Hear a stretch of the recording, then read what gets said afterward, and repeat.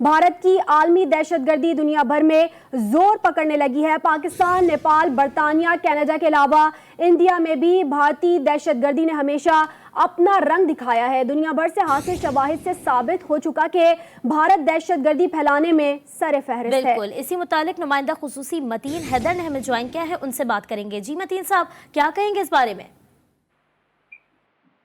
जी बिल्कुल, देखिए, भारत की बैनुल-अक़वामी दहशतगर्दी की एक तारीख है और भारत की आलमी दहशतगर्दी का सिलसिला दुनिया भर में इस वक्त जोर पकड़ता जा रहा है। पाकिस्तान, नेपाल, बरतानिया, कनाडा के अलावा खुद इंडिया में भी भारतीय दहशतगर्दी ने हमेशा अपना रंग दिखाया है। दुनिया भर से आगे जाने वाले शवाहिद से साबित हो चुके हैं कि भारत दहशतगर्दी फैलाने में सरे फहरिस्त है। सिख कम्युनिटी खास तौर पर भारत के क़याम के बाद से सबसे ज्यादा गैर महफूज है और इसका सबूत 1980 में शुरू होने वाले फसादात से मिलता है। 1984 के बाद से अब तक 1 लाख से ज्यादा सिखों को रियासती सरपरस्ती में कत्ल किया गया और ये भारत के अंदर भी इनका कत्ल हुआ, भारत के बाहर भी। भारत में सिखों के खिलाफ 150 से ज्यादा फसादात रूनवा हो चुके हैं। सिखों की अलग रियासत के मुतालबे के लिए चलाई जाने वाली तहरीक खालिस्तान को दबाने के लिए मुसलसल मोदी सरकार बेशुमार सिखों को कत्ल करती आ रही है।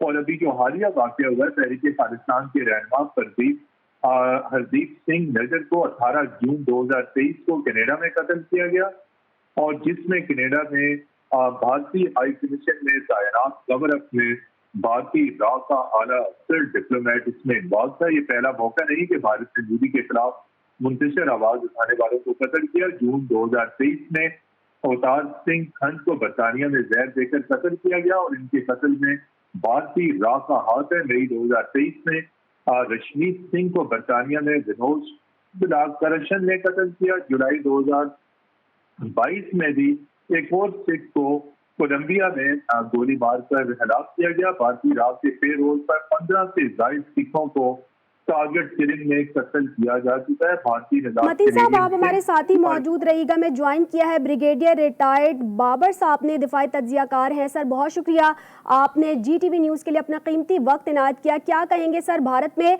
1984 के हवाले से अगर बात की जाए तो अब तक 1 लाख से ज्यादा सिखों को कत्ल किया जा चुका है। अगर मैं आलमी फोरम के हवाले से बात करूँ तो आलमी फोरम पर क्या पोजिशन अब इंडिया की रह गई है? देखिए, जो सिखों के खिलाफ इंडिया की पॉलिसी रही है या जिसमें हालिया कुछ महीनों से 1-2 सालों से और भी ज्यादा शिद्दत आ गई है, किसी से ढकी छुपी नहीं। तफसील तो हमें मिलती रहती हैं मीडिया के जरिए भी और वो देखी जा सकती हैं कि कितने सिख रहनुमाओं को, इम्पोर्टेंट सिख लीडर्स को दुनिया के मुख्तलिफ ममालिक में, स्पेशली इंग्लैंड में और कनाडा में जहाँ पर सिखों की बहुत बड़ी कम्युनिटी आबाद है, इंडियन रॉ के इंडियन सीक्रेट एजेंसी कि लोगों के जरिए मारा गया, किसी को जहर दे के मारा गया, किसी को वैसे कत्ल किया गया। और विद इन इंडिया अगर आप देखें तो सिखों के खिलाफ 1984 के गोल्डन टेम्पल के इंसिडेंट के बाद बहुत ज्यादा वाकयात में सिखों को कत्ल भी किया गया, घरों से निकाला गया, उनको जुल्म और सितम का सिलसिला जारी है। अगर आपको याद हो तो इंदिरा गांधी के कत्ल के बाद जो दिल्ली में फसादात हुए थे उसमें हजारों सिख मारे गए थे। वो सिलसिला किसी न किसी सिलसिले में आज भी जारी है। जो प्रोमिनेंट सिख लोग होते हैं, चाहे उनका ताल्लुक शो बिजनेस से है या पॉलिटिक्स से है या किसी भी जिंदगी के शोबे से, उनको टारगेट किया जाता है। खासतौर पे वो लोग जो अपने हकूक की बात करते हैं, जो आज़ाद खालिस्तान की रियासत की बात करते हैं, जो हिंदुस्तान के साथ ना रहने की बात करते हैं, वो दुनिया में जहाँ पर भी हों उनको ये टारगेट कर रहे हैं। तो इस तरह की हरकतों से अभी ज़ाहिर दुनिया बेखबर नहीं है, लोगों को पता है। और ख़ास तौर पर इस तरह के काम करके सिख कम्युनिटी के अंदर बहुत खौफ और हरास भी पाया जाता है, गम और गुस्सा भी पाया जाता है। सिख अपने आप को इनसिक्योर फील कर रहे हैं। तो इंडिया में तो है ही हैं, अभी गैर ममालिक में जहाँ पर वो रहते हैं। और हालिया जो वाकया कनाडा में हुआ है उसके बाद तो जो सिख कैनेडियन गवर्नमेंट से अपनी सिक्योरिटी के लिए उन्होंने रिक्वेस्ट की है कि जी हमें तो यहाँ पर रहते भी खतरा, तो इसलिए वो ममालिक जहाँ पर सिख रहते हैं उनके लिए बहुत बड़ा डायलेमा बन चुका है, इंग्लैंड और UK और इवन इन USA, बिकॉज उन लोगों के लिए एक एम्बेरसमेंट भी है कि उनकी गवर्नमेंट अपने शहरियों को तहफ़्फ़ुज़ नहीं दे पा रही, बिकॉज ये सिख वहाँ पर जो रहते हैं उनके सिटीजन है और उन ममालिक में अपने शहरियों की जिंदगियाँ स्टेट की रिस्पॉन्सिबिलिटी होती है और स्टेट उसको हर तौर से पूरा करने की कोशिश करती है। तो ये एक बहुत खतरनाक डेवलपमेंट है, इंडिया के अपने लिए बहुत मुश्किलात बात है, बिकॉज अभी इसके ऊपर बहुत ले दे भी हो रही है, इंडियन गवर्नमेंट की पॉलिसीज दुनिया में एक्सपोज हो रही हैं, क्रिटिसाइज हो रही हैं, और इंडिया फिलहाल अभी बैकफुट पे है, अभी जो मर्जी वो करते रहे।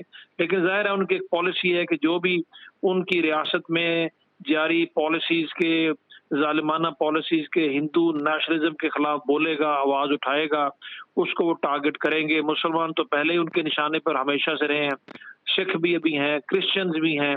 तो ये एक ट्रू फेस है इंडिया का दुनिया के सामने, जो दुनिया को भी नजर आना चाहिए। और पाकिस्तान तो बिल्कुल कब से नजर इस आना चीज से चाहिए। बाबर साहब साथ ही मौजूद रहिएगा। अभी हमें ज्वाइन किया है मारिया सुल्तान, दिफाई तज्जियाकार हैं।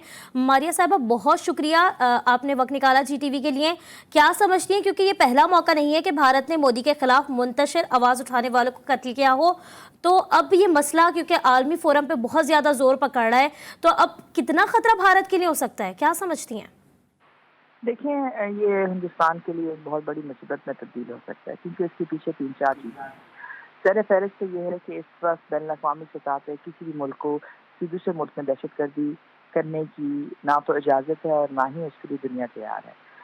UN सिक्योरिटी काउंसिल रेजोल्यूशन 1373 के मुताबिक अगर ये काम करते हैं, ना सिर्फ उनके खिलाफ इक़्तिसादी पाबंदियाँ लग सकती हैं, बल्कि उनके खिलाफ एक ऐलान जंग भी हो सकता है। दूसरी बात यह है कि इस वक्त पहले जो है हिंदुस्तान जो है अंदरूनी तौर पर बंद था, यानी कि वो बाकी ममालिक के लिए खुला हुआ नहीं था। लेकिन जब से उन्होंने अपना बैन अवी स्टांस इंक्रीज करने की कोशिश की या अपना फुटप्रिंट इंक्रीज किया, तो साथ साथ उन बहुत सारी मराहत और बहुत सारा जो उनका फाइनेंशियल सेक्टर है वो बाकी ममालिक के साथ मुंसलिक हो गए। तो इसका मतलब ये कि अब जो सैंक्शन हैं या ट्रेड रिस्ट्रिक्शन हैं या ट्रेड के अंदर किसी भी किस्म की तजारत में तब्दीली आती है, तो उसका डायरेक्ट इम्पैक्ट हिंदुस्तान के अंदर पड़ेगा।